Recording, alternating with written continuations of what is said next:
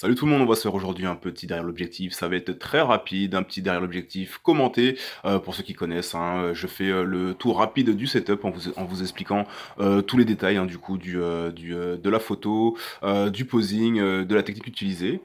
Donc j'avais envie de faire un derrière l'objectif aujourd'hui car c'est une technique que, voilà, j'avais déjà utilisée, quelques fois, mais je crois que je ne l'avais pas du tout présentée. Donc c'est une technique qui est, à l'instar de la glace technique, donc qui permet de faire, léviter des objets, de faire léviter des personnages.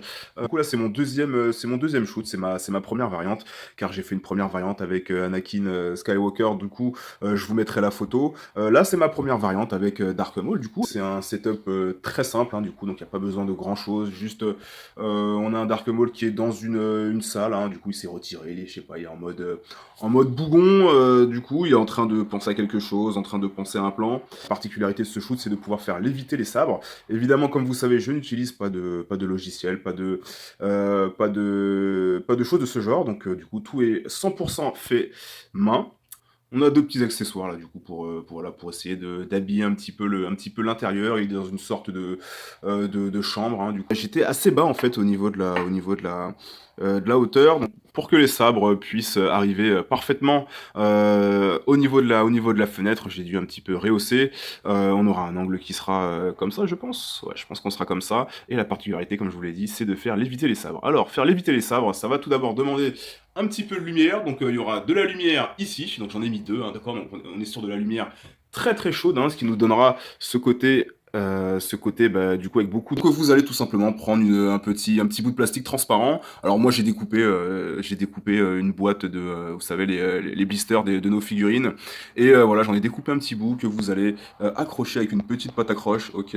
Mettre vos sabres, ou n'importe quel objet, hein, ça peut marcher avec n'importe quel personnage, et vous allez le mettre devant la lumière, ok. Vous aurez du coup, comme par magie, vous n'aurez plus le petit bout de plastique qui apparaîtra. Donc il faudra quand même pousser vos ISO. Moi je suis à fond, hein, d'accord. Donc comme en plus on est sur un contre-jour, il va falloir rééquilibrer la lumière sur le sujet pour avoir un petit peu pour qu'il soit un petit peu plus net.